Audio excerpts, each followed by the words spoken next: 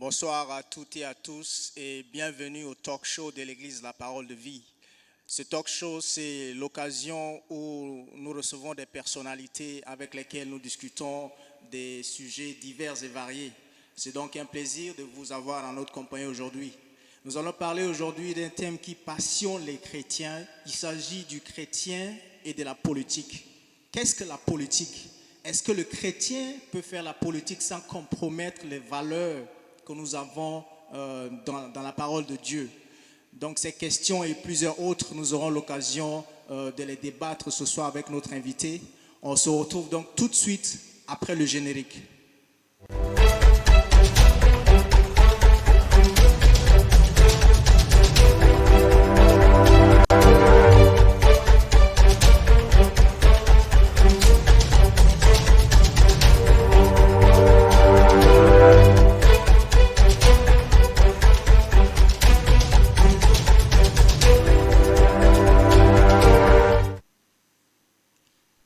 Retour sur le plateau du talk show.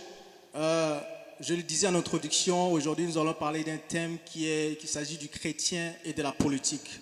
Nous recevons donc aujourd'hui Dr Nasra Dimasnga, qui est enseignant à la faculté de droit à l'université de N'Djamena. C'est aussi un homme politique, notamment fondateur du parti Un Nouveau Jour, dont il est secrétaire national. C'est un rodé de la politique tchadienne. En 2007, il a eu à participer activement à des accords dans ce pays, ayant travaillé à la CENI et au CNDP, et j'en passe. Et son dernier parcours, c'était la participation au Forum national qui a eu lieu l'année dernière. Sur le plan spirituel, Dr Nasra est docteur de la loi à l'Église La Parole de Vie. Bonsoir, docteur. Bonsoir. Shalom, bienvenue. Merci beaucoup. Vous allez bien? Je vais très bien. C'était un plaisir de vous avoir aujourd'hui avec nous. Je disais en introduction, vous avez un CV qui est assez large. Je ne sais pas s'il y a quelque chose que vous aimeriez que ceux qui nous suivent puissent connaître de plus à propos de vous. Je ne sais pas s'il y a quelque chose de très particulier à faire connaître de moi.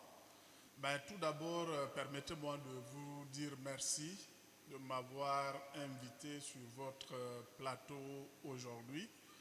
J'avoue que c'est la toute première fois que je suis sur votre plateau et c'est tout un honneur pour moi d'être là aujourd'hui pour parler d'un thème aussi important. Je ne suis pas novice en la matière puisque le thème qui m'a été proposé combine deux choses à la fois: parler du chrétien et parler aussi de la politique. Donc une synchronisation entre les deux. Et je suis en même temps homme politique et enfant de Dieu d'abord, pour ne pas dire serviteur de Dieu. Donc je peux dire que je suis bien placé. Comme parcours, vous avez cité pas mal de choses. Je voudrais ajouter également qu'en 2007, on a été invité à Ouagadougou. Entre-temps, j'étais militant d'un autre parti de l'opposition parce qu'entre-temps, le parti Un Nouveau Jour n'était pas encore né. Et le président d'alors, Blaise Compaoré, fêtait le 20e anniversaire de son règne. Et il a invité deux partis politiques tchadiens en raison de deux représentants par parti, donc le parti au pouvoir et le parti phare de Yoro Ngargar Légi. Et c'était moi qui était désigné pour accompagner le président Yoro Ngar à ce grand colloque international qui a réuni des hautes personnalités du monde entier. Le président Lula da Silva du Brésil était présent. Le premier ministre ivoirien était présent, l'actuel président de la Guinée-Conakry était présent, entre-temps il n'était pas encore président de la République, et pas mal d'autres personnalités dans le domaine de la science étaient là. Et je dirais que Dieu m'a fait grâce de prendre la parole devant cette auguste assemblée où j'ai posé des questions importantes et j'ai contribué au débat. Au plan national, vous avez cité pas mal de choses. Le débat, le dialogue ayant conduit à la signature de l'accord du 13 août 2007, j'y étais participant du début à la fin. Dès les réunions préparatoires déjà qui se tenaient dans les locaux de l'Union européenne, il y avait 3 partis politiques qui étaient sélectionnés pour les travaux préparatoires. Notre parti était désigné et j'en faisais déjà partie. Le dialogue a duré plus de 8 mois avant que l'accord soit signé et j'en faisais déjà partie. J'ai travaillé également à la CENI pendant pratiquement 3 ans et demi où j'ai géré toutes les élections. D'ailleurs, l'Assemblée nationale qui est en place actuellement était l'œuvre de notre CENI. Les conseillers municipaux qui sont encore en exercice aujourd'hui étaient également l'œuvre de notre CENI. Il y a eu 2 élections présidentielles qui ont suivi également. Donc voilà, aujourd'hui, ça fait depuis presque 2 ans que je suis membre du cadre national de dialogue politique qui réunit 30 chefs de partis politiques au plan national, donc en raison de 15 chefs de partis qui représentent l'opposition. Sur 92 partis de l'opposition, il y en a 15 qui sont au CNDP et 15 également qui représentent la majorité présidentielle sur plus de 112 ou 113 partis. Donc voilà, c'est comme l'élite politique en quelque sorte, qui débattent sur des questions d'intérêt national, parmi lesquels les textes ayant trait aux élections et tout ce qui rentre dans les propositions de loi ayant trait donc aux élections et des questions aussi d'ordre national qui touchent la politique. Ces questions-là sont d'abord soumises à l'avis préalable du CNDP avant que cela remonte donc au gouvernement. Donc voilà, je fais mon parcours. Ça fait plus de 20 ans aujourd'hui que j'ai fait mon engagement public dans la politique. Étant jeune, j'étais encore sur les bancs d'université quand j'ai fait mon entrée dans la politique en 2001. Donc voilà, j'ai eu un parcours derrière. Malheureusement, je dois avouer que je ne me suis pas encore présenté à une élection au plan national. Le parti Un Nouveau Jour m'avait investi pour me présenter à l'élection présidentielle qui va avoir lieu le 11 avril prochain. Mais après investiture, nous avons étudié le contexte national, les événements qui se sont suivis et le parti a décidé qu'on laisse tomber notre candidature pour cette fois-ci et qu'on se prépare pour revenir en force dans 6 ans, donc en 2027. En 2027, Dieu voulant, nous allons être candidats à cette élection-là. Mais le parti est en train de préparer activement les élections législatives où moi-même je vais être candidat. Dieu voulant, je serai à l'Assemblée nationale prochaine. Si le calendrier élaboré par la CENI n'est pas modifié, en octobre prochain, nous irons aux élections législatives et je serai candidat dans l'une des circonscriptions du Tchad.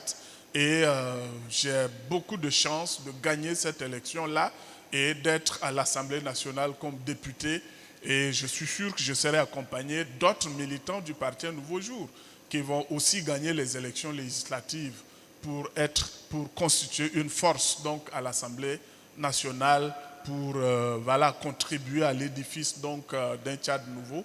Et les conseillers municipaux, leur élection est prévue donc en 2022. Là également, nous travaillons âprement à cela pour ne pas être du reste. Donc voilà ce que je peux mentionner très rapidement, puisque voilà, le thème reste entier, donc je ne vais pas prendre beaucoup de temps sur mon parcours personnel. Merci beaucoup, docteur. Cela confirme, vos dits confirment ce que j'avais dit, que vous avez un CV assez bagagé. Et c'est un honneur pour nous de vous avoir ici sur notre plateau. Alors, entrons dans le vif du sujet. Docteur, c'est quoi la politique? Bon, je ne vais pas rentrer dans des définitions assez compliquées et complexes de ce que c'est que la politique. Mais on va faire simple. Je vais juste donner la définition connue de tout le monde. comme quoi la politique, c'est un art. C'est un art, c'est une science. Les gens pensent que l'art n'est pas de la science, mais aujourd'hui, l'art rentre parmi les sciences. Donc c'est une science qui consiste donc à gérer la cité. La cité, c'est un pays. Donc, tout ce qui rentre dans les techniques, dans les règles de gestion de la cité. Lorsqu'on parle de la cité, on parle des biens et on parle des hommes. Donc, c'est cet art qui permet de gérer l'ensemble du patrimoine d'un pays et en même temps gérer également les hommes et les femmes appartenant donc à ce pays-là. Donc voilà, on va retenir tout simplement cette définition de la politique qui est connue de tous. Donc la politique est en même temps un art et aussi une science. Une science, donc l'ensemble des connaissances qui permettent à un homme, parce que diriger un pays, c'est d'abord un homme qui est à la tête et une équipe qui l'accompagne. C'est pour ça qu'on parle d'un régime. Donc un régime qui est placé à la tête d'un État qui utilise les règles qui lui sont propres, parce que ces règles-là sont basées sur un programme que le régime ou l'équipe dirigeante a soumis donc à l'appréciation populaire, donc lors d'une élection nationale. Et si l'équipe est élue, avec à sa tête un homme appelé donc le président de la République qui est chargé d'impulser cette politique, ce programme politique qui a été soumis et qui a été agréé par la population, alors cette équipe-là s'occupe de la gestion pendant la période définie. Dans la Constitution, dans un pays, le régime peut avoir un mandat de 4 ans, dans d'autres pays c'est 5 ans. Chez nous, au Tchad, c'était un mandat de 5 ans, mais la nouvelle constitution prévoit désormais un mandat de 6 ans. Il y a des pays qui adoptent également le septennat. Donc, je voudrais dire tout simplement que pendant la période qui est impartie par la Constitution, l'équipe qui a été désignée par le peuple gère tout ce qui appartient à ce pays et également les hommes dans l'intérêt national, donc dans l'intérêt de tous. À quand date la politique? Quand est-ce qu'elle a commencé exactement? Voilà. Si on retient la définition tout simplement de la politique comme étant l'art de gérer une cité, on va dire depuis la création du monde. La création du monde, lorsque Dieu, puisque c'est un plateau chrétien, restons beaucoup plus aussi chrétiens. Lorsque la Bible dit que Dieu a créé le monde en 6 jours. Au 6e jour, c'était la création de l'homme. Et combien de jours ou combien d'années après Dieu a créé la femme, je ne saurais le dire. Mais lorsque Dieu, retenons tout simplement que lorsque Dieu a créé l'homme et la femme, la première des missions que Dieu a confiées à l'homme et à son aide, qui est la femme, c'est de cultiver le jardin. Cultiver le jardin, c'est donner une valeur au jardin, donner un sens, entretenir. Donc, en un mot, gérer le jardin. Et l'homme et sa femme ont commencé donc à mettre au monde des enfants. Donc, une société est née à partir du jardin d'Éden jusqu'à ce que le péché puisse entrer dans le monde. Maintenant, s'il faut retenir l'histoire d'Israël, la politique a commencé à exister réellement avec un président de la République au temps donc du premier roi en Israël qui est le roi Saül. Le peuple d'Israël a regardé autour de lui et a vu que d'autres nations étaient organisées avec une armée, avec un roi et avec des règles de gestion. Alors qu'Israël n'avait pour président de la République que Dieu, parce que Dieu donnait la direction au peuple d'Israël et le peuple d'Israël suivait. Et le peuple d'Israël voulait ressembler aux autres nations de la terre.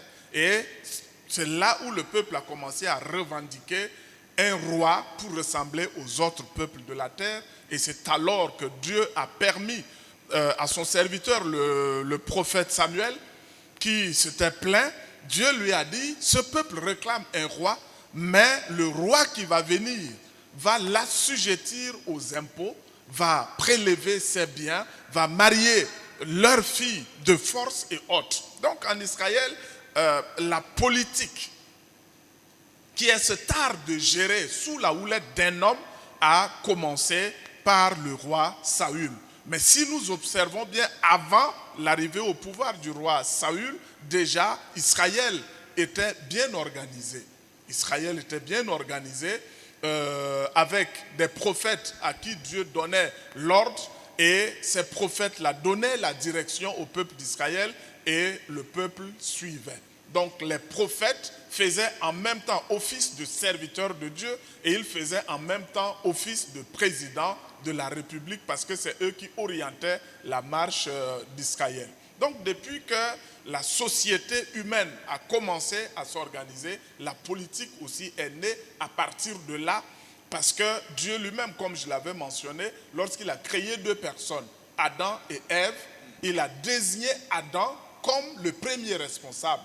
Et Ève devait le soutenir. Quand les enfants étaient nés, les enfants devaient travailler sous la direction de papa. En l'absence de papa, c'est maman. Donc la politique a déjà commencé, l'art de gérer la cité, l'art de gérer cette famille avait déjà commencé à partir de là. Donc la politique, si c'est l'art de gérer la cité, cet art-là a commencé déjà avec l'organisation de la société, la première société. Mais en tant que science, c'est venu plus tard. Oui, en tant que science organisée, c'est venu plus tard. C'est pour cela d'ailleurs qu'on n'a pas l'unanimité quant à l'organisation politique. On a plusieurs régimes politiques qui existent dans le monde. On peut citer le régime parlementaire, le régime semi-parlementaire, le régime présidentiel, le régime semi-présidentiel et autres qui existent. On a également des dictatures qui ont existé de par le monde.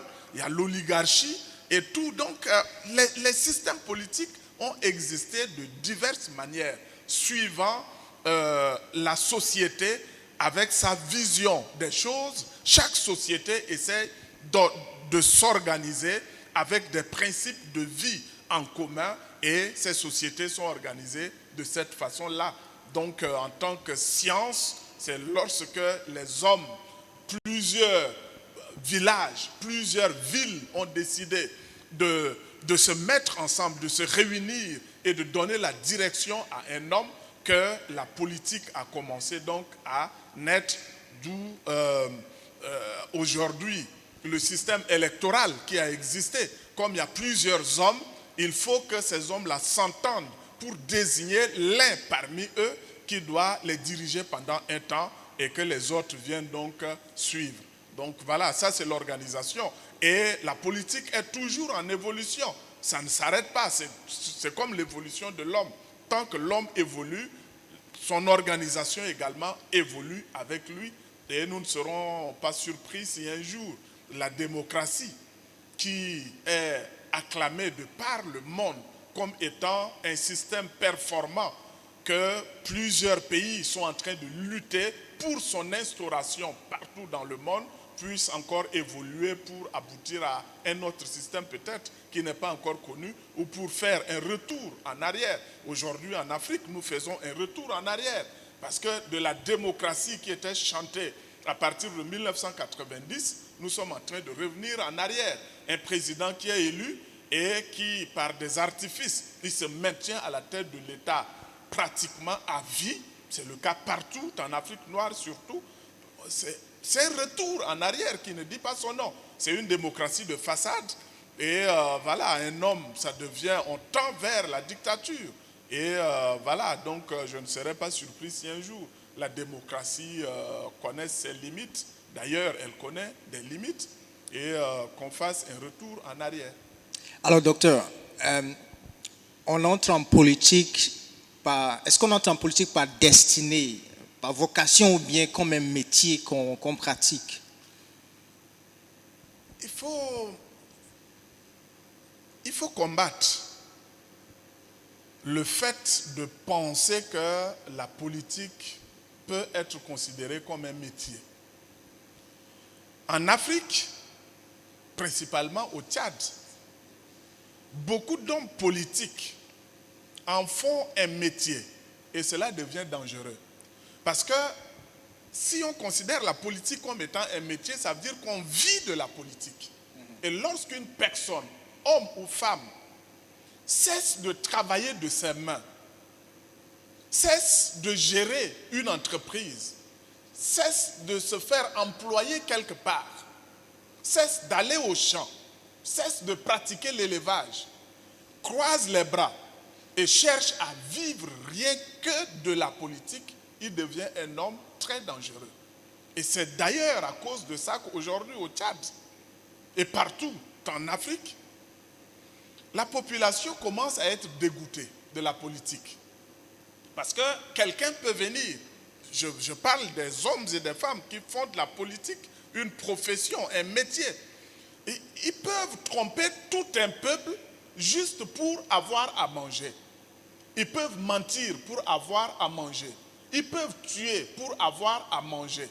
Parce que s'ils ne font pas ça, ils ne peuvent pas avoir à manger.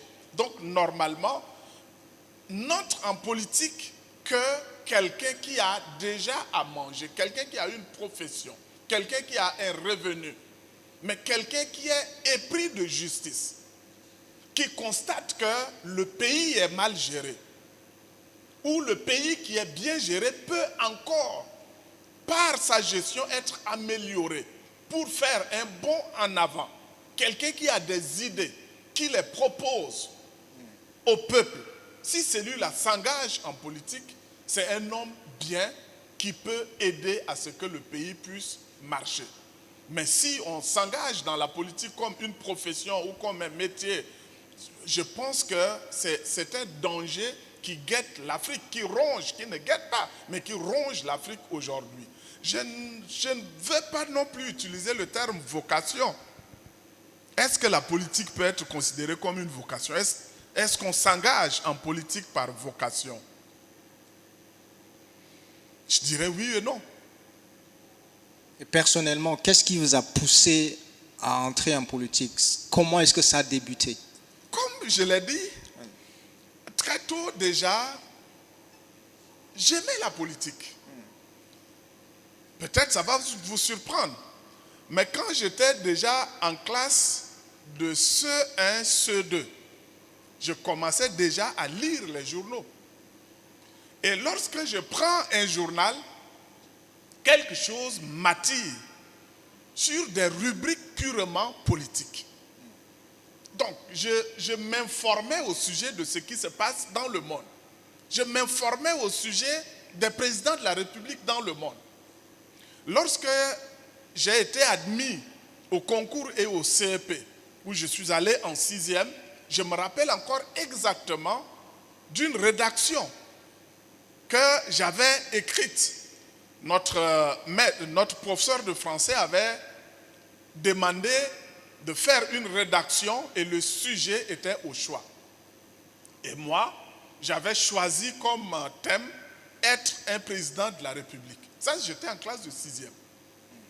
Et j'avais écrit cette rédaction-là, je me rappelle encore exactement de la note que j'avais eue. J'avais eu 16 sur 20.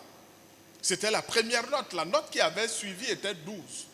Et dans cette rédaction-là, c'est comme un projet politique que je déroulais. Ce que j'allais faire quand je vais devenir président de la République, il y a des éléments qui me restent encore dans la tête aujourd'hui. Parmi lesquels, par exemple, la lutte contre la corruption et la lutte également contre la prostitution. Ça, c'était les deux choses qui me sont restées à l'esprit jusqu'aujourd'hui. Et le professeur avait pris ma copie, il avait fait une lecture en salle et il m'avait apprécié en m'attribuant la note 16. Et pendant mon parcours au collège, j'aimais le droit. Je disais que j'allais faire le droit. Mais je ne savais pas exactement ce que c'est que le droit. Mais je me disais que quand je vais avoir mon bac, j'allais faire le droit pour me permettre de faire la politique. Quand je suis arrivé en classe de seconde, il y avait les campagnes présidentielles de 1996. J'étais à SAR. Et le président actuel était arrivé à SAR et son directeur de campagne était Dr Nagoum. C'était ma toute première fois de le voir. Il avait pris le micro pour introduire le président de la République. Il a parlé en 5 minutes pour introduire le président de la République. J'étais dans la foule parce que j'étais un enfant en classe de seconde. Mais j'étais fasciné par cet homme. Le discours qu'il avait prononcé, son éloquence, m'avait vraiment séduit. Et à partir de ce jour-là, j'avais arrêté 2 choses. Je me disais que le droit là, je vais le faire parce que je me suis renseigné, on m'a dit qu'il est docteur en droit. Donc j'ai dit, je vais faire le droit et je vais, par le droit, faire aussi la politique pour ressembler à cet homme, savoir parler comme cet homme-là. Donc, est-ce que je dois dire que c'est une vocation? Je ne sais pas, mais c'est un désir. La vocation, Dieu peut l'inscrire dans nos cœurs comme un désir. Voilà. Mais ce que je dois dire tout simplement, c'est un désir que j'avais dès le bas âge par les informations que je cherchais à avoir de par le monde. Et à chaque fois quelque chose se passe à travers le pays, de mauvais surtout, cela m'énervait. Et ça m'énerve encore jusqu'aujourd'hui. Quand le pays est mal géré, quand des décisions sont mal prises, quand il y a de l'injustice, quand il y a la pauvreté, il y a la mauvaise gestion et tout, ces choses-là m'énervent. Et ça m'énerve jusqu'aujourd'hui. Donc je pense que c'est une disposition que je ne dirais pas peut-être naturelle, mais que j'avais acquise à travers mes premières lectures. Et cela a orienté mes pas beaucoup plus vers la politique et finalement je me suis retrouvé là-dedans. Donc bon, chacun peut choisir. Est-ce que c'est une vocation? Est-ce que c'est un simple désir? Et tout, bon, chacun peut choisir le mot qui le sied le mieux. Donc vous avez votre passion pour la politique a commencé à l'école primaire. À l'école primaire, Et bien sûr. quand est-ce que vous avez donné votre vie au Seigneur Jésus-Christ? C'est après l'école primaire, c'était à quel moment? C'est aussi à l'école primaire. C'était à l'école primaire. Je me rends, parce que je suis né d'une famille chrétienne, il faut le dire. Lorsqu'un enfant naît d'une famille chrétienne et surtout une famille protestante, il a plus de chances de donner sa vie au Seigneur étant enfant. Parce que très tôt déjà, on te conduit à l'école du dimanche. Et je me rappelle, je suis né en ville, mais j'ai passé ma petite enfance au village. Et quand j'avais déjà j'avais 7 ans. J'avais 7 ans quand on m'a conduit à confesser le Seigneur Jésus-Christ parmi les autres enfants. Et ensuite, on m'a amené au culte où j'ai fait cette récitation en patois. Je me rappelle encore très bien. En patois, on dit, bon, je ne répète pas en patois, mais je traduis. Dit, autrefois, je fus un pécheur. Je ne respectais pas les parents, je volais à manger, je volais de l'argent, j'insultais les grandes personnes, je refuse qu'on m'envoie. Aujourd'hui, je viens pour que le sang de Jésus-Christ puisse me laver, pour que je trouve la vie éternelle. Et tout le peuple de Dieu acclame.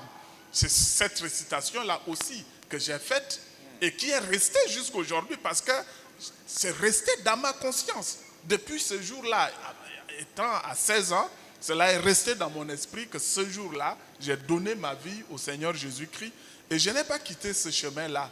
Jusqu'aujourd'hui, je n'ai pas quitté ce chemin-là du tout. Est-ce que ça veut dire que je n'ai pas péché? Non, ce n'est pas ce que je voudrais dire. L'adolescence et tout étant arrivé, mais je n'ai jamais quitté la maison de Dieu jusqu'aujourd'hui. Je suis demeuré, je demeure chrétien, je suis resté dans la maison de Dieu. D'où très tôt déjà, en moins de 20 ans, quand j'avais 16, 17 ans déjà, je commençais à travailler à l'église, j'occupais des responsabilités. Je pouvais interpréter au grand culte en patois. J'ai commencé mes premières prédications au culte à l'âge de 17, 18 ans. Quand mon pasteur titulaire voyageait, c'était une petite église de 130, 120 personnes. Et à chaque fois que le pasteur voyageait, il y a des fois où il me confiait la responsabilité après lui. Alors qu'il y avait un conseil des anciens constitué des gens âgés. des gens qui étaient même à la retraite et tout, mais ils me confiaient la responsabilité. Je conduisais le conseil des anciens. Je prêchais au culte déjà avant l'âge de 20 ans. Et je suis resté dans ça jusqu'aujourd'hui. Ce qui nous amène à la question fatidique. Docteur, est-ce que le chrétien peut faire la politique? Voilà, je m'attendais à cette question-là. Le chrétien doit-il faire la politique? J'en suis un exemple. J'ai dit que je suis chrétien, je le demeure jusqu'aujourd'hui. Je suis un homme politique. Je dirige un parti politique, parce que si j'étais un militant, un simple militant d'un parti politique, ça pouvait encore se discuter, mais je dirige un parti politique connu dans cette nation-là, où je disais que j'ai été investi. Maintenant, pour répondre objectivement à votre question, revenant à la définition que j'avais suggérée tout au début de la politique. Si la politique est l'art de gérer la cité, dans la cité, il y a deux grands groupes qu'il faut retenir. Le patrimoine et l'humain. L'art de gérer tout cela. Si c'est le cas, est-ce qu'un chrétien doit être exclu de la gestion de la cité? D'abord, posons-nous la question de savoir, le chrétien est-il membre d'une cité? Le chrétien est-il citoyen dans une nation? Sinon citoyen d'une nation?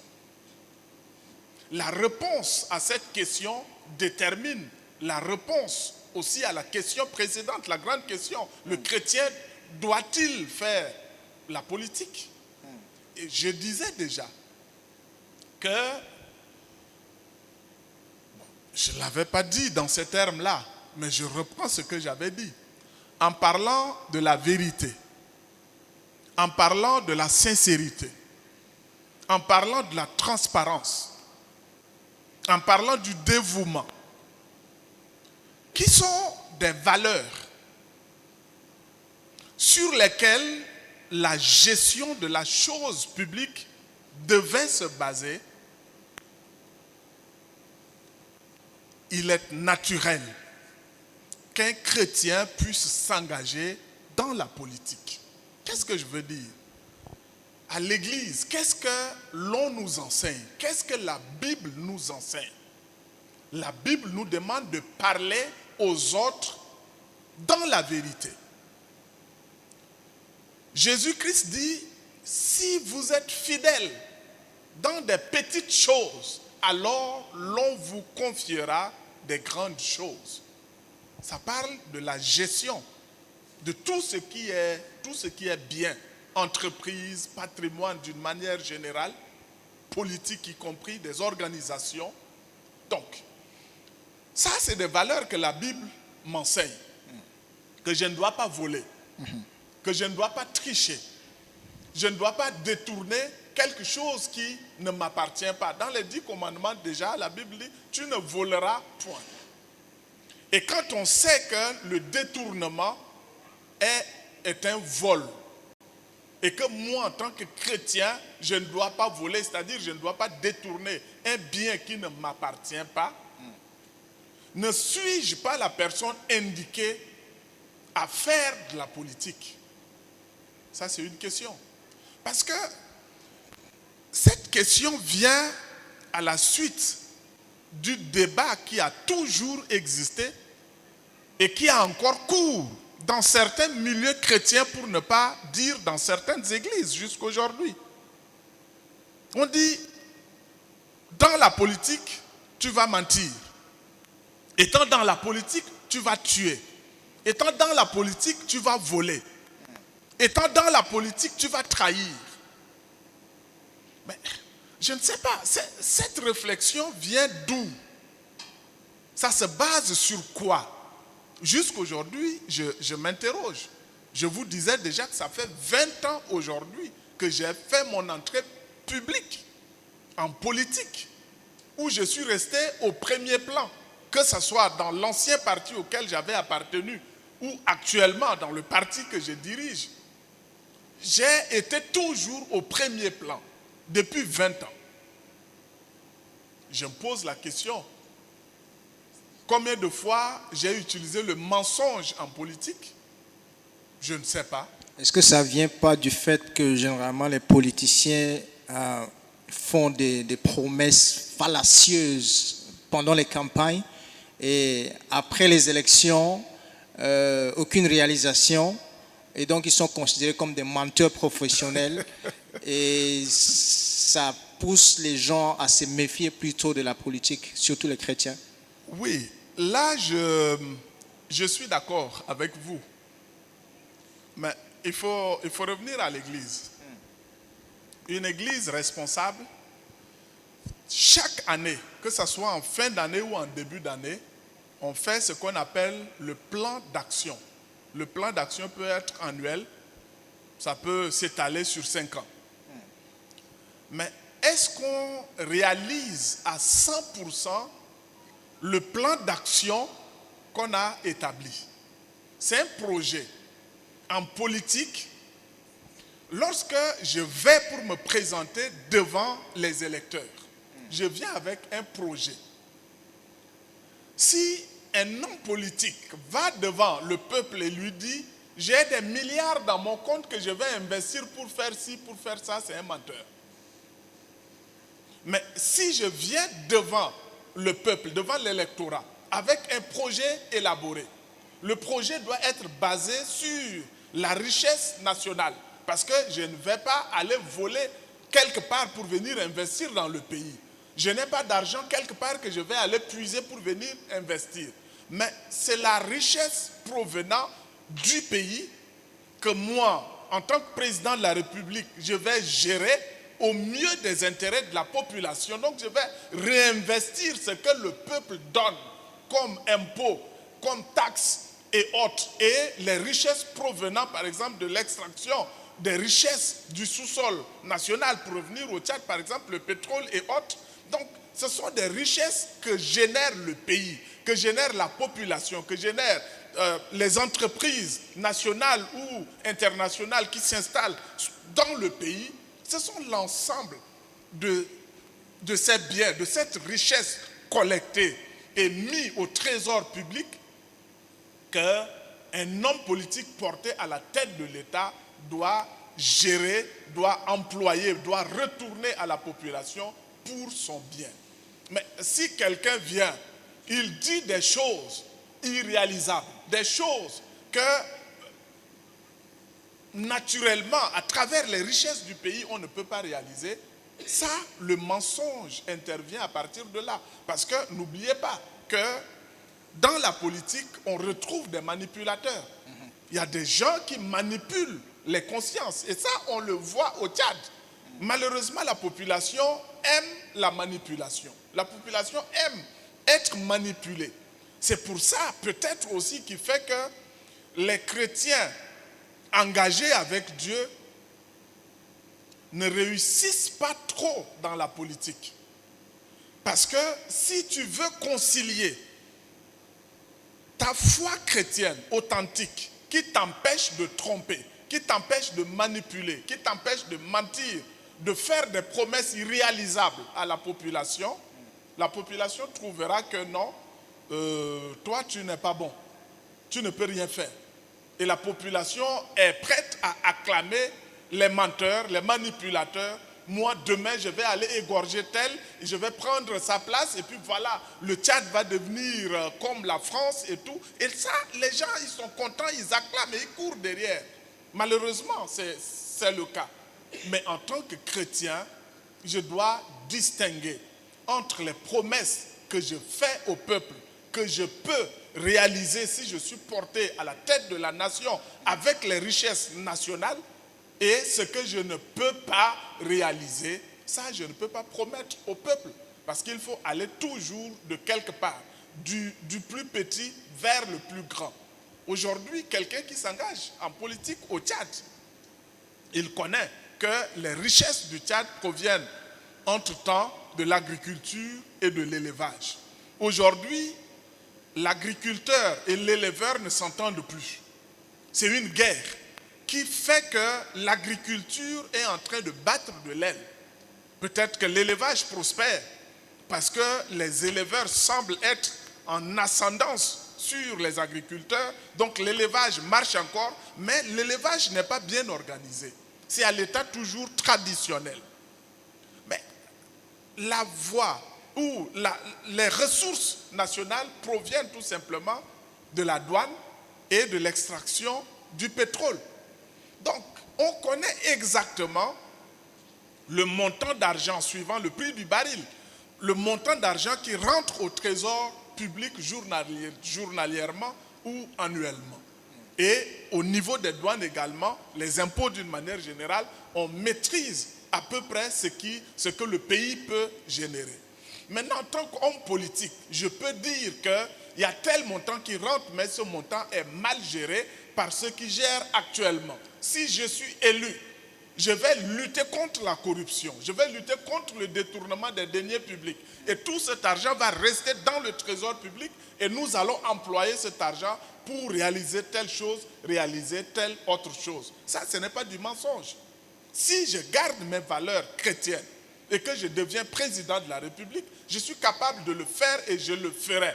Ça, ce n'est pas du mensonge. Maintenant, ça peut arriver que lorsque tu arrives au pouvoir, les conjonctures puissent arriver. Que tu ne réalises pas à 100% le projet que tu avais élaboré, que tu as présenté au peuple et sur la base duquel le peuple t'a élu. Tu peux ne pas réaliser à 100%, peut-être parce que la conjoncture étant là où la durée de ton mandat ne te permet pas de réaliser, par exemple, des grosses œuvres et autres, tu peux ne pas réaliser à 100%. Mais pour celui qui ne connaît pas, il va dire non, il nous a menti et puis voilà, il n'a pas fait. Mais on peut te juger en tant qu'homme politique sur la base de ce que tu as commencé à exécuter. Parce que le peuple est conscient, le peuple sait. Même ceux qui n'ont pas été à l'école, ils raisonnent, ils comprennent, ils font la différence entre ceux qui gèrent bien et ceux qui gèrent mal. Pour les personnes âgées tchadiennes aujourd'hui, si vous leur posez la question, ils vont vous distinguer entre les différents présidents de la République qui se sont succédés au Tchad, ceux qui ont bien géré et ceux qui ont mal géré. Donc il n'y a pas que l'école. Et lorsque tu gères bien, lorsqu'il y a la justice dans la nation, le peuple le sait et le peuple va te juger sur cette base-là. Donc les promesses électorales sont normales, mais il y a une limite qu'on ne doit pas exagérer. On ne doit pas passer la limite pour rentrer dans la manipulation et mentir au peuple pour se faire élire, pour le plaisir d'être élu et puis après croiser les bras et faire autre chose. Vous avez dit que le chrétien étant un citoyen d'une nation, il peut de facto se lancer dans la politique. La Bible nous dit dans 2 Corinthiens chapitre 5 au verset 20, la Bible nous dit « Nous faisons donc les fonctions d'ambassadeurs pour Christ ». Un ambassadeur, c'est un citoyen d'une autre nation. Donc nous sommes citoyens du royaume de Dieu.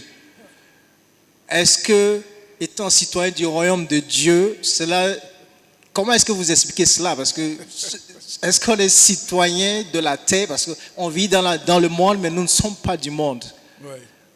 Oui, je voulais en venir là. Qu'est-ce que Jésus a dit dans sa dernière prière lorsqu'il devait repartir au ciel? L'ascension de Jésus. Avant cela, il a réuni les disciples.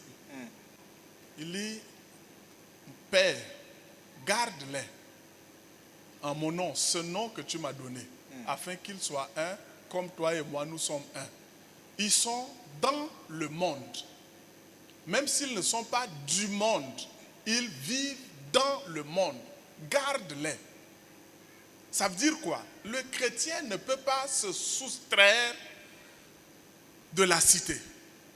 Toutes les décisions, bonnes ou mauvaises, toutes les lois qui sont adoptées sont appliquées à l'intérieur de chaque pays. Et à l'intérieur du pays vivent les chrétiens, les musulmans, les bouddhistes, les païens. En tout cas, tout le monde vit dans la nation aujourd'hui.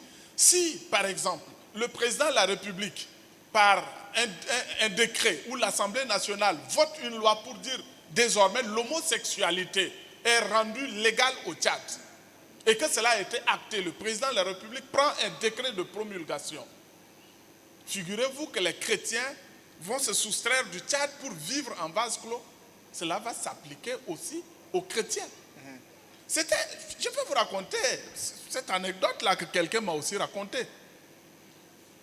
Le président de l'Assemblée nationale sud-africaine fut un chrétien, je ne sais pas, voilà, lorsque la loi sur l'homosexualité a été votée en Afrique du Sud. C'est un chrétien, un membre du conseil d'une église. Le dimanche, lorsqu'il est revenu à l'église, un chrétien s'est approché, il dit, mais toi, on t'a voté pour être là-bas. Comment se fait-il que tu laisses passer une telle loi? Il dit, mais vous m'avez voté seul. Vous m'avez voté seul. Et seul, qu'est-ce que je peux faire face à une multitude? Ça veut dire quoi? Si ceux qui craignent Dieu, ceux qui portent des valeurs en eux, s'engagent massivement dans la politique, donc dans la gestion de la cité va changer de face. Qu'est-ce que le psalmiste dit? Il dit, si l'Éternel ne veille sur une maison, donc sur un pays, ceux qui y veillent travaillent en vain. Maintenant, l'Éternel veille sur une cité comment? À travers des hommes. Lesquels hommes sont enclins à se soumettre à la volonté de Dieu? Lesquels des hommes sont enclins à mieux écouter la voix de Dieu et de comprendre que Dieu veut qu'on aille vers cette direction, à nous détourner de telle chose et plutôt de faire telle autre chose? Ce sont lesquels? Les chrétiens. Ce sont ses enfants.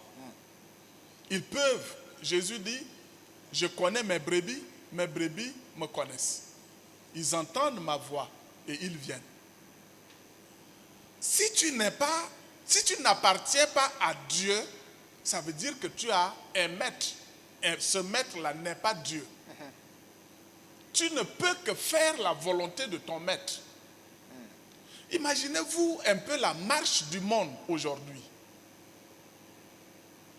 Qui sont ceux qui gouvernent massivement les pays? En 2004, j'étais étudiant à Lomé. Je suivais sur RFI les francs-maçons. Appelons les choses par leur nom. Nous sommes enfants de Dieu, nous n'avons pas peur d'indexer les choses. Ils s'étaient réunis au Gabon.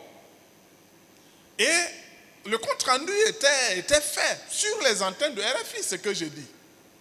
Qu'ils se sont longtemps amusés. Et que certains pays sont en train d'être dirigés par des gens qui ne sont pas des adeptes. Et qu'à partir d'aujourd'hui, ils décident de se donner les mains, de se soutenir pour que leurs adeptes reprennent les pouvoirs dans les pays, dans le monde. Mais pourquoi les enfants de Dieu ne peuvent pas s'entendre? Pourquoi ceux qui connaissent Dieu ne peuvent-ils pas s'entendre pour dire, nous également, on va se donner les mains pour établir la paix dans le monde, pour établir la justice dans le monde, pour établir la vérité dans le monde ou dans un pays. Revenons à un pays. Pourquoi pas? Dieu nous enseigne des valeurs. Nous avons des valeurs en nous, des valeurs acquises par le Saint-Esprit qui vit en nous. Est-ce que ces valeurs-là ne sont valables que pour venir le dimanche à l'église chanter, battre dans les mains, prier? Pour les églises réveillées, prier en langue, crier, faire des veillées nocturnes et rentrer. Est-ce que c'est simplement à cela que Dieu nous a appelés? L'appel de Dieu est multiple. pour revenir à une question, vous aviez parlé de la vocation. J'avais refusé de me prononcer, mais je reviens là-dessus pour dire ceci. Dans les églises, lorsqu'on parle de l'appel de Dieu, tous les chrétiens pensent à un appel pour le ministère. Quand on parle du ministère, c'est être prédicateur. Donc évangéliste, docteur, pasteur, des trucs. On pense à ça. On ne pense pas, les chrétiens ne pensent pas que Dieu peut appeler quelqu'un pour une tâche en dehors de la prédication. Dieu peut appeler quelqu'un pour devenir une femme d'affaires ou un homme d'affaires. Tout comme Dieu peut appeler un homme pour devenir un homme politique. Je vais vous citer des exemples dans la Bible. Comment David a été choisi pour devenir roi en Israël? Ce n'est pas un homme qui l'a choisi, c'est Dieu qui a choisi David pour devenir roi en Israël. Prenez le cas des 4 amis qui étaient déportés en Babylone. Shadrach, Meshach, Abednego et Daniel. C'étaient des esclaves. Ils étaient en déportation en Babylone. Mais Dieu a touché le cœur du roi qui a demandé à ses sujets d'aller choisir parmi les jeunes Hébreux qui sont en captivité des jeunes beaux de corpulence et intelligents d'esprit qu'on les forme pour travailler dans sa cour.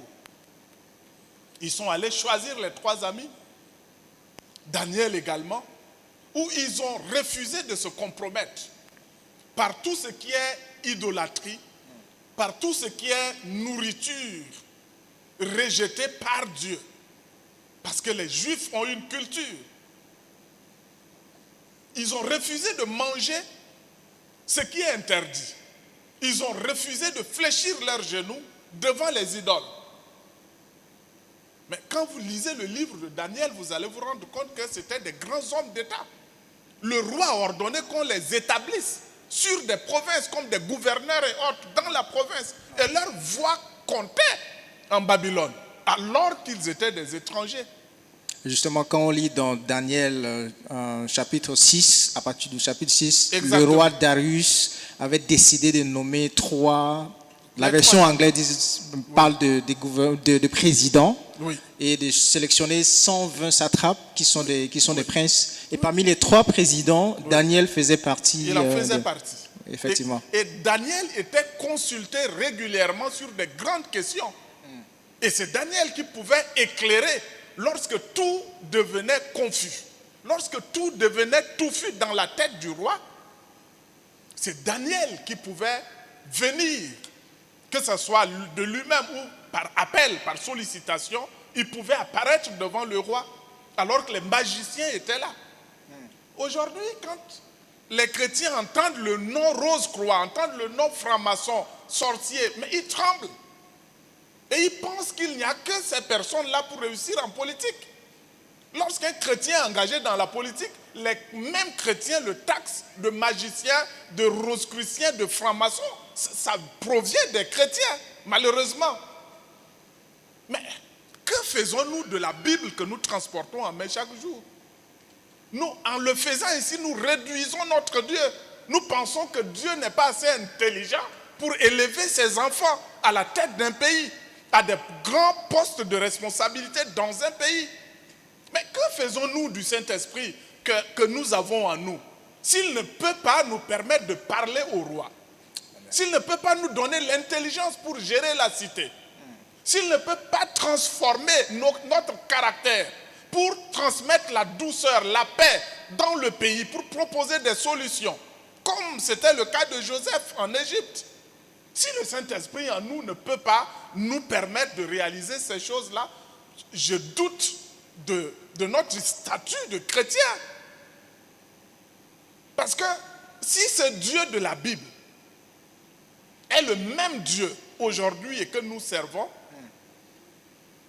des événements qui se sont produits dans la Bible devaient aussi se produire aujourd'hui. Et Dieu, je pense que Dieu est prêt. Mais nous ne lui donnons pas tout simplement l'occasion. Aujourd'hui, je vais vous dire quelque chose qui me tient mais vraiment à cœur et qui me fait mal. L'église La Parole de Vie avait organisé un grand événement en 2019. En décembre 2019, appelé N'Djamena 2019. Et à l'occasion, il y avait une fille de l'église qui était vice-présidente du comité d'organisation. Cette fille avait prononcé le discours de clôture parce que le président était en voyage. Ce discours avait été diffusé sur des radios, à la télé et tout. Et comme je suis membre de l'église, on m'a vu à la télé également.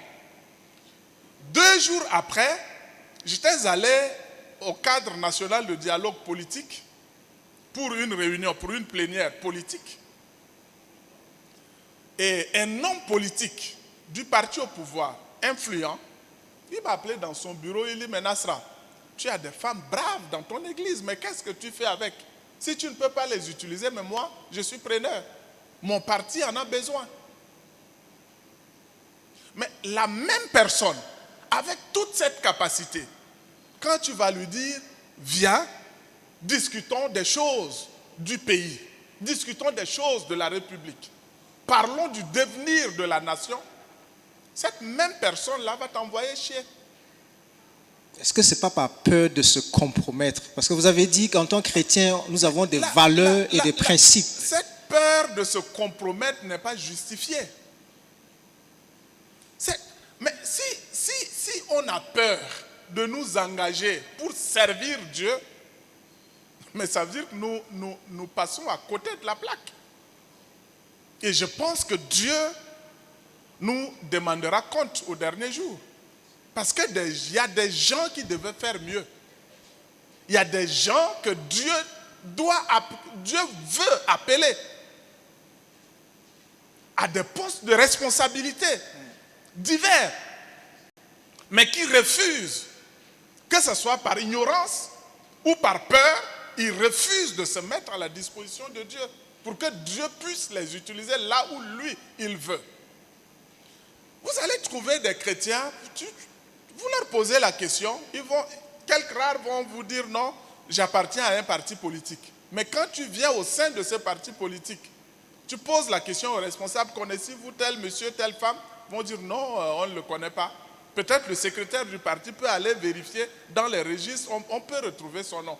Mais il n'est jamais actif. Jamais. Les chrétiens sont toujours à la traîne. Ils ne peuvent pas montrer leur militantisme pour dire que je veux gérer. L'affaire de ma nation me concerne et je veux m'y impliquer. Rares sont ces chrétiens-là. Aujourd'hui, dans beaucoup d'églises, on encourage les chrétiens à s'engager dans la politique. Mais ils vont s'inscrire dans les partis politiques, mais ils ne militent pas. Comment on peut gérer si personne ne nous connaît? Ce n'est pas du tout possible. Docteur, force est de constater que la majorité des hommes politiques appartiennent à des cercles mafieux, à des réseaux occultes. Et vous l'avez d'ailleurs mentionné, la franc-maçonnerie, les Rose-Croix. Et pour avancer dans une carrière politique, souvent les gens sont obligés d'être parrainés par ces réseaux-là. Est-ce que ce n'est pas cela qui empêche, qui pousse les chrétiens à se mettre plutôt à côté, se disent que de toute façon, je vais perdre mon temps si je décide de m'engager en politique, parce que si je veux rester dans mes valeurs, dans mes principes de chrétien, je ne peux pas me compromettre, je ne peux pas avancer plus loin dans la politique. Donc certains se mettent de côté à cause de cela. C'est ce que je disais. Je l'avais déjà dit. Dans le règne spirituel, on a toujours un maître. Et il n'y a que 2 maîtres. Et Jésus dit, on ne peut pas servir 2 maîtres à la fois. Soit tu sers Dieu, soit tu sers le diable.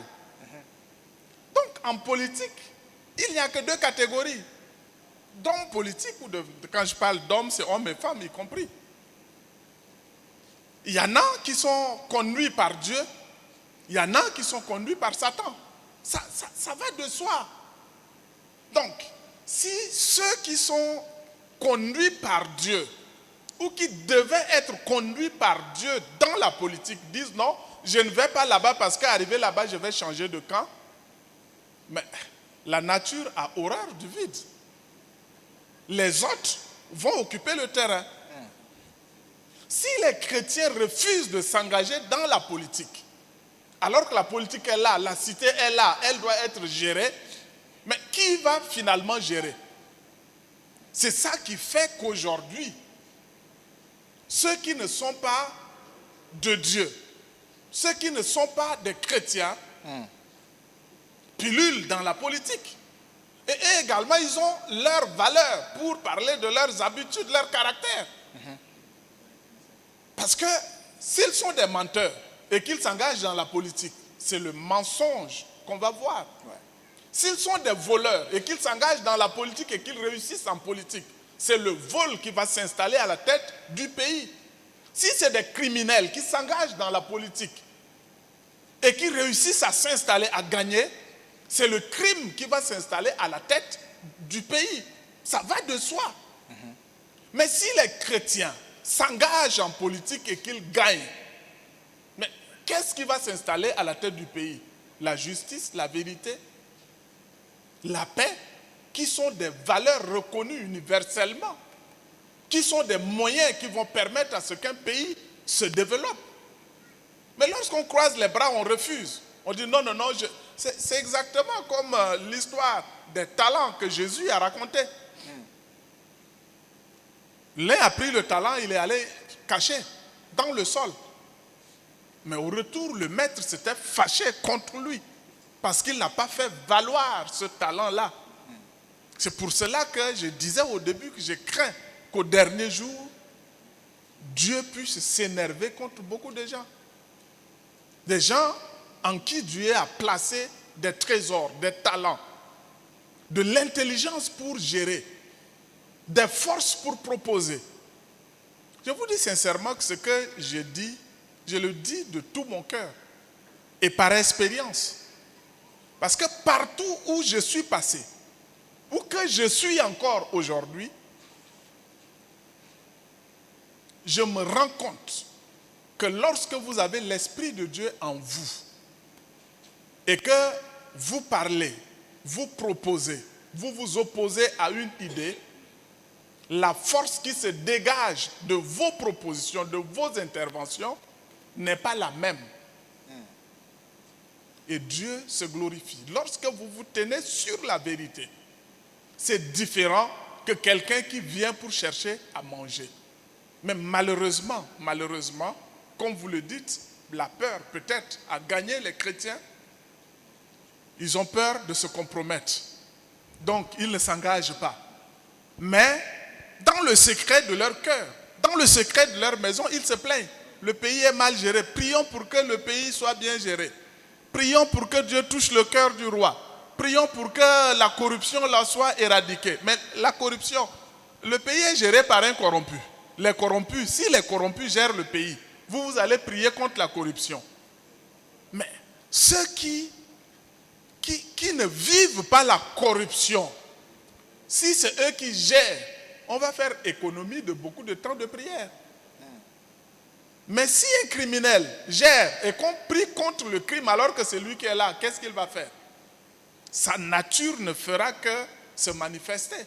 De par sa nature, lui, il est un criminel. Lui, il est un voleur. Lui, il est un menteur. Donc, qu'est-ce qu'il doit faire? Il ment. Parce que c'est lui qui le guide, qui l'oriente, est un menteur. Donc, lui aussi, il ment. Il vole parce que c'est l'esprit du vol qui est en lui. Il tue parce que la tuerie fait partie de sa nature. Et nous, dans les églises, partout, on va prier contre tout ça, ça n'évolue. C'est pour ça même que beaucoup de chrétiens s'interrogent, mais on a prié longtemps, pourquoi ça ne change pas? Mais ça va changer comment? J'ai lu dans un bouquin une histoire qui m'a fait rire. Dans un pays, peut-être c'est un pays imaginaire, un chrétien s'est engagé dans la politique. Et le pays a été toujours gouverné par des non-chrétiens et puis il y avait beaucoup de choses qui se passaient en mal. Et les chrétiens ont dit, cette fois-ci, Notre frère s'est engagé, c'est lui qu'on va soutenir. Cette fois-ci, il doit gagner. Il a battu campagne, des trucs et tout, et puis voilà, les gens étaient contents. Cette fois-ci, c'est lui. Maintenant, le dimanche, le vote devait avoir lieu. Les chrétiens se sont donné des consignes. Pour que Dieu agisse, Dieu agit par la prière. Donc le dimanche, tout le monde doit jeûner et prier. Et on va se retrouver tous à l'église du matin jusqu'à 18h. On va prier pour que notre frère puisse gagner les élections. Ils se sont tous retrouvés dans les églises en train de prier, jeûner et prier. Personne n'est allé voter. Personne n'est allé voter, malheureusement. Et au soir, décompte a été fait. Le frère a eu moins d'1% de voix. Et ces chrétiens ont commencé par cela. Mais Seigneur, nous t'avons prié. Seigneur, nous avons même gêné. Nous avons mis à part cette journée pour que notre frère puisse gagner. Et c'est là où Dieu leur dit, mais pour gagner une élection, là, ce n'est pas la prière. Pour gagner une élection, c'est l'action qu'il faut faire. Il faut sortir de chez soi, se rendre dans un bureau de vote et prendre le bulletin, mettre dans l'urne. C'est ça qui va faire gagner. Ça veut dire quoi? C'est l'action. Quand l'action manque, il ne peut pas y avoir de résultat. Nous sommes au Tchad, nous sommes Tchadiens. Disons-nous la vérité. Pour que ce pays puisse changer, l'image du pays puisse changer, il faut que des hommes et des femmes de paix, chrétiens ou non, mais des gens qui sont habités par des valeurs de vérité, de justice, de paix, puissent s'engager massivement dans la politique et ça va changer l'image du pays. Mais lorsque nous allons rester très loin par peur et tout, dans les églises en train de prier et autres, ça va être compliqué. C'est vrai, Dieu est souverain. Il peut agir tantôt d'une manière, tantôt d'une autre. Il agit de cette manière. Mais il y a des choses où il faut prier et il faut faire. Lorsque Néhémie était reparti à Jérusalem pour rebâtir Jérusalem, la Bible nous a fait comprendre qu'ils avaient tenu les trouelles et les pelles et autres d'une main. Ils avaient l'arme dans une autre main. Ils combattaient les ennemis. En même temps, ils construisaient la muraille. Absolument. C'est ce que le chrétien tchadien doit faire. Mais tant qu'on ne comprendra pas ça, tant qu'on ne sortira pas, tant qu'on ne parlera pas aux gens pour dire que nous avons une valeur et que nous pouvons mieux faire, si vous nous donnez l'occasion, on va mieux faire et que l'affaire de notre pays aussi nous concerne parce que nous sommes citoyens tchadiens et que le Tchad nous appartient, nous aussi, et que nous voulons le gérer, je pense qu'on va dépenser beaucoup plus d'énergie pour peu de résultats, malheureusement. Docteur, la Bible nous dit dans Romains 13, verset 1, que toute personne soit soumise aux autorités supérieures, car il n'y a point d'autorité qui ne vienne de Dieu. Et les autorités qui existent ont été instituées de Dieu. Donc, étant donné que les autorités ont été instituées de Dieu, est-ce qu'un chrétien peut participer à une révolution sociale? Est-ce qu'un chrétien peut manifester sa colère dans la rue? Est-ce qu'un chrétien peut protester contre des autorités en place, par exemple? Je suis d'accord avec vous par rapport à la question posée. Et c'est ce piège-là dans lequel beaucoup de chrétiens tombent, malheureusement. Quand la Bible dit que les autorités sont instituées de Dieu, est-ce qu'une autorité qui est instituée de Dieu ne peut pas désobéir à Dieu par après? Regardons l'histoire d'Israël dans la Bible. Saül a été choisi par Dieu. C'est Dieu qui a ordonné au prophète d'oindre Saül comme roi pour Israël. Comment Saül s'est comporté? Le même Dieu qui l'avait choisi l'a désavoué par après. Et beaucoup de rois en Israël, l'histoire de la Bible, lisons les juges, lisons les rois et autres, les chroniques. Et nous comprendrons cela. Un roi peut être choisi par Dieu aujourd'hui, mais demain, son cœur peut s'incliner devant les idoles, il commence à adorer les idoles et autres. Et Dieu, quelquefois, ordonne à ce que ce roi-là soit remplacé, soit tué. Ce roi peut mourir et Dieu amène un autre homme. Donc l'homme est changeant. Tout pouvoir est institué par Dieu, je suis d'accord. Mais l'homme, lorsque Dieu institue un roi, une autorité, il ne change pas la nature de cette personne. La personne reste une personne, il reste un homme avec ses qualités, avec ses faiblesses. Donc, le chrétien doit dire, lorsqu'une autorité agit mal, le chrétien est fondé à dire, tu avais bien fait, mais là tu as mal fait. Et ça, c'est le rôle du chrétien. Prenez le cas du roi David, qui est aussi oint par le prophète, sous la direction du Saint-Esprit. Lorsqu'il est devenu roi, il agissait très bien, jusqu'à ce que David tombe dans l'adultère. Jusqu'à l'adultère l'a conduit au meurtre. Il a tué son vaillant guerrier. Lorsque cela est arrivé, Dieu a envoyé le prophète Nathan vers David pour mettre le doigt sur le péché de David. Pourquoi les chrétiens ne peuvent pas jouer ce rôle de Nathan aujourd'hui dans nos nations? Pour dire, ô roi, tu as mal agi, que l'Éternel désavoue ce que tu as fait. Est-ce que le faire est un péché? Je dirais non, ce n'est pas un péché. Parce que lorsque un roi désobéit à Dieu, il se met en dehors de Dieu, il sort sous la main protectrice de Dieu, et alors il s'expose à toutes sortes de contestations. Et ceux qui le contestent à juste titre. Lorsque un chrétien conteste le pouvoir d'un roi par haine, par jalousie, par envie du pouvoir, ça c'est autre chose. Dieu ne veut pas ça. Nous ne devons pas cultiver la haine. Pourquoi c'est elle, pourquoi pas moi? Quand c'est envieux, Dieu n'est pas d'accord.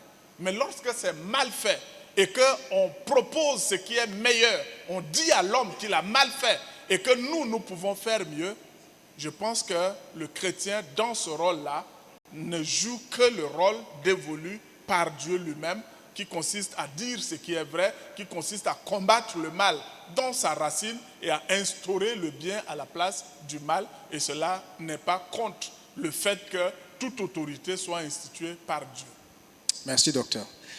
En tant qu'individu, qu'on le veuille ou pas, notre vie est influencée par des décisions politiques. De ce fait, est-ce qu'on peut dire que quelqu'un est apolitique? Est-ce qu'il existe un individu apolitique? C'est un mot qu'on retrouve beaucoup plus chez les chrétiens. Je suis apolitique, je suis chrétien, je suis apolitique. C'est ce que les chrétiens disent. Dans une moindre mesure, je dirais oui. Si être apolitique, ce n'est pas prendre un engagement dans un parti politique, aller adhérer à un parti politique, je dirais oui. Beaucoup des gens, des chrétiens, ne sont pas engagés dans la politique, dans des partis politiques pour militer. Oui, ça existe. Mais si la politique, simplement, c'est le fait de gérer, si l'autre gère mal et que tu te prononces par rapport à sa gestion, tu es en train déjà de faire de la politique. Est-ce que le chrétien ne vote pas? Si les chrétiens prennent leur carte d'électeur, ils se rendent aux urnes le jour du vote pour aller opérer un choix, ils sont en train de faire de la politique. Parce que sur quelle base ils votent tel au lieu de tel autre candidat? C'est de la politique.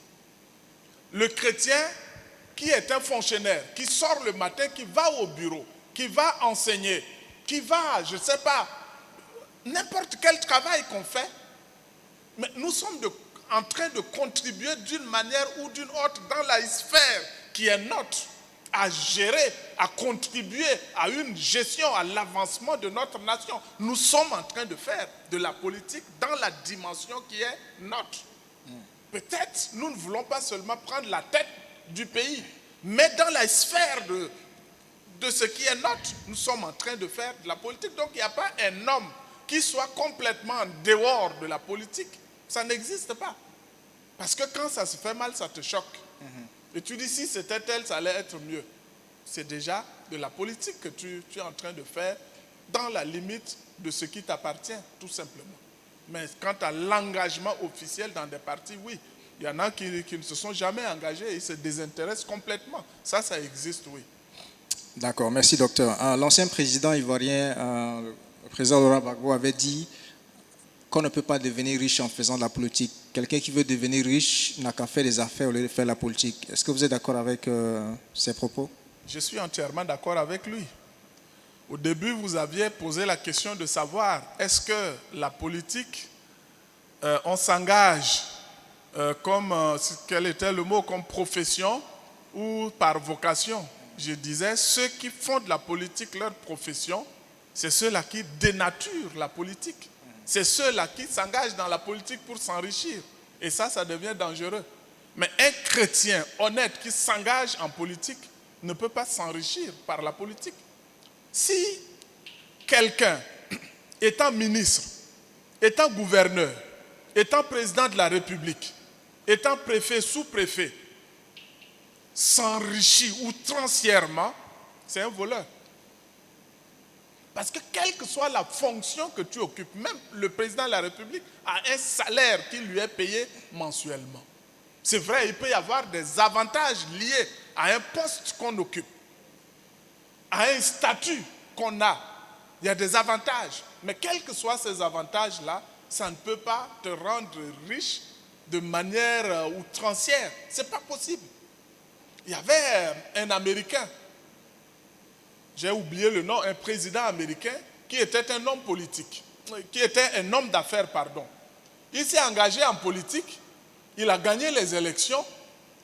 Quelque temps après, il s'est rendu compte qu'il est en train de s'appauvrir.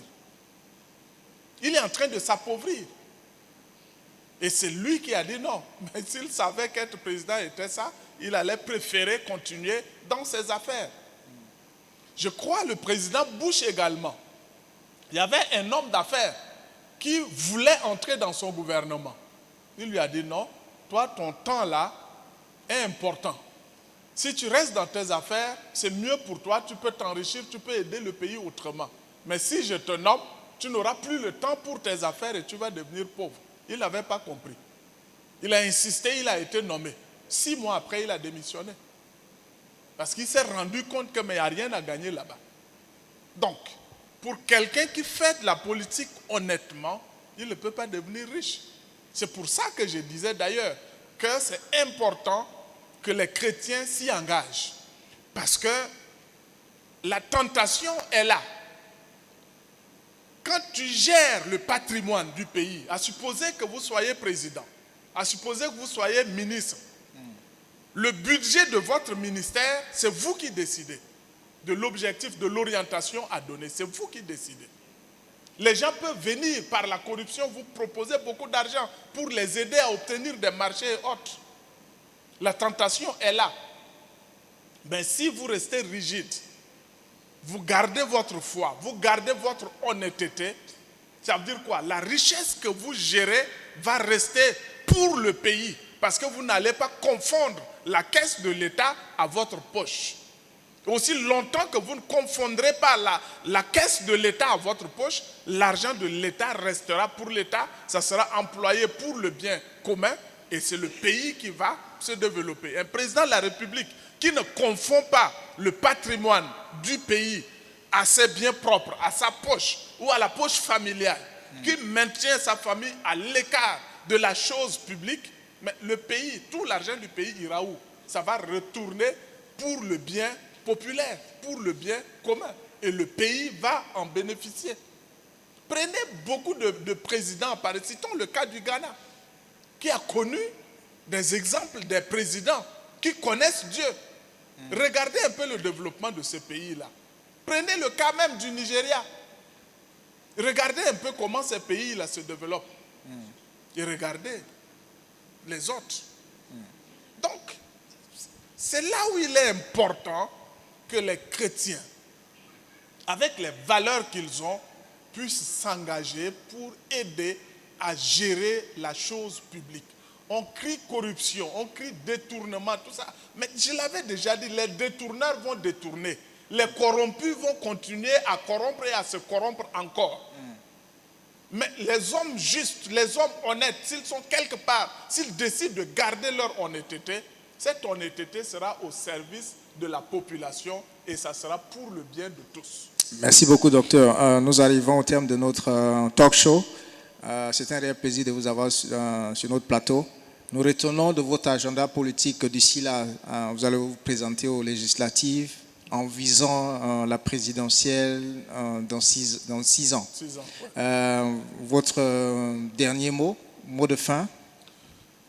Mon mot de fin, c'est de dire tout simplement aux chrétiens de ne pas avoir peur. De ne pas avoir peur de s'engager en politique. Si nous voulons repousser les ténèbres, si nous voulons briller, comme Jésus l'a dit, nous sommes la lumière du monde. Si nous voulons donner du goût au monde, comme Jésus l'a dit, nous sommes le sel du monde, c'est à travers notre engagement politique. Parce que la politique tient tout. Tu es homme d'affaires, tu es géré par le politique. Tu es religieux, tu es géré par le politique. Tu es un travailleur simple, tu es géré par le politique. Si les chrétiens s'engagent massivement, l'image du pays va changer. Laissons tomber la peur, laissons tomber des préjugés pour dire que tous les hommes politiques sont dans des sociétés secrètes. Tous les hommes politiques sont en train de mentir. Tous les hommes politiques sont des criminels. Tous les hommes politiques sont ceci, sont cela. Laissons tomber cela. Soyons des vrais chrétiens. Décidons de demeurer chrétiens et engageons-nous dans la politique en demeurant chrétiens parce que nous savons qu'au bout du compte, ce qui compte pour nous, c'est notre salut en Jésus-Christ. Et lorsque tu veux être sauvé, tout ce que tu fais là, tu vas penser à ton salut éternel et tu ne vas pas te laisser corrompre. Tu ne peux pas rentrer dans des choses que la Bible t'interdit. Donc, engageons-nous, engageons-nous, engageons-nous. Ça, vraiment, c'est mon dernier mot. L'engagement en politique est important si nous voulons que notre pays marche, si nous voulons que la lumière se lève sur notre pays, si nous voulons combattre la corruption, si nous voulons combattre, en tout cas, tous les travers que nous connaissons. Et je finis en disant que l'avenir du monde et de notre pays est compromis. Il y a des choses qui arrivent. Il y a des choses que nous entendons ou que nous voyons en dehors du pays. Ces choses-là sont en train d'arriver. Dans certains pays, aujourd'hui, les gens sont en train de discuter par rapport au sexe. Quand tu mets au monde un enfant, il ne faut pas écrire dans son acte de naissance qu'il est de sexe masculin ou de sexe féminin. C'est comme si un enfant qui est né sans sexe et après qu'on va prendre son sexe pour venir coller lorsque lui-même il va choisir. On parle du sexe choisi et non sexe imposé. Donc c'est l'enfant qui choisit de quel sexe il est. Ces choses-là sont en train de nous guetter. Si nous ne nous engageons pas pour être à l'Assemblée nationale, pour être dans les communes, pour être dans des sphères de prise de décision, ces choses vont arriver même avant l'heure. Parce que Satan, lui, il ne dort pas. Il est en train de lutter. Parce qu'il sait que sa fin est proche. Et il travaille ardemment. À travers ces démons, il ne dort pas. Mais nous, chrétiens, nous dormons et nous faisons le lit à l'avancée de l'œuvre du diable dans nos pays. Et cela est dangereux. C'est à notre détriment, malheureusement. Merci beaucoup, docteur. Une toute dernière question. Si en s'engageant dans la politique en tant que chrétien, on se rend compte qu'on n'arrive pas à nos bouts, est-ce que le chrétien peut décider d'entrer en rébellion armée, d'être auteur d'un putsch afin de renverser un régime qui ne satisfait pas la justice dans une nation? Est-ce que le chrétien peut faire ça? Je disais que le chrétien doit faire la politique honnêtement. Le chrétien ne doit pas choisir la voie du sang pour parvenir à ses fins. Ça, c'est la politique de Machiavel. Tous les moyens sont bons pourvu que ça aboutisse, pourvu qu'ils produisent un résultat. Ça, c'est Machiavel. Mais nous, chrétiens, je pense que la théorie de Machiavel ne marche pas avec nous. Dieu nous interdit de verser du sang. Aller en rébellion, c'est synonyme de tuer et de faire tuer. Parce que tu prends des armes pour entrer en rébellion contre un pays, contre un système, contre un gouvernement. C'est d'abord prendre des gens derrière toi pour aller en brousse. Les soldats du gouvernement vont chercher à éliminer ceux qui sont avec toi, sinon à t'éliminer toi-même, donc à abréger ta vie. Et toi également, tu vas chercher à abréger la vie de ceux qui sont en face pour parvenir au pouvoir. Ça, c'est des moyens illégaux que Dieu ne nous permet pas, nous chrétiens, d'utiliser ou d'en usiter pour parvenir au pouvoir. Ça, c'est des gens qui veulent arriver au pouvoir pour le pouvoir. Ils ont ce goût du pouvoir, cette envie qui les brûle pour parvenir à la tête du pays. Quelquefois même, c'est sans programme. Mais un chrétien, lorsque ta vie est menacée, tu peux fuir. Et lorsque tu fuis et que tu ne sais où aller, tu peux te retrouver en rébellion. Ça, c'est pour une bonne cause. Parce que ta vie, celui qui est en face veut abréger ta vie et tu sauves ta vie en fuyant, en te réfugiant quelque part. Ça, c'est faisable. Mais décider de prendre des armes parce que le président de la République gère mal, le régime en place gère mal et que je vais renverser, je vais en rébellion pour venir renverser par les armes pour m'installer au pouvoir, je pense que, à mon humble avis, c'est un moyen illégal qu'un chrétien ne doit pas en faire usage pour parvenir au pouvoir. Merci, docteur. Une question parallèle. Le chrétien, il peut être militaire, c'est-à-dire il peut verser du sang. Un chrétien peut être militaire. Il y a des militaires dans la Bible qui étaient venus vers Jésus pour lui poser des questions. Mais nous, qu'est-ce que nous devons faire et tout? Jésus leur dit, si on vous envoie exécuter l'ordre dans la limite de l'ordre que vos supérieurs vous donnent. Mais n'allez pas prendre au-delà. N'allez pas exécuter au-delà de l'ordre qu'on vous a donné. Un militaire, il s'est engagé, c'est sa carrière, c'est sa profession qui lui permet de gagner sa vie. Il obéit aux ordres. Son supérieur lui dit, va faire ça, tu vas, tu exécutes ce que ton supérieur te dit, tu reviens, tu lui rends compte. Donc un chrétien peut être militaire, ce n'est pas interdit dans la Bible. Merci beaucoup, docteur. Chers amis internautes, bien-aimés, c'est un réel plaisir d'être avec vous aujourd'hui pour le talk show. Merci de nous avoir suivis. J'espère que vous avez été énormément bénis par ces échanges. On fait un coucou à tous ceux qui nous suivent et merci à tous ceux qui nous ont envoyé des questions sur Facebook. Un coucou à Claco, Neldi Bay qui nous a laissé un message également. Donc, on se retrouve prochainement pour un autre numéro du talk show. Que Dieu vous bénisse. Merci.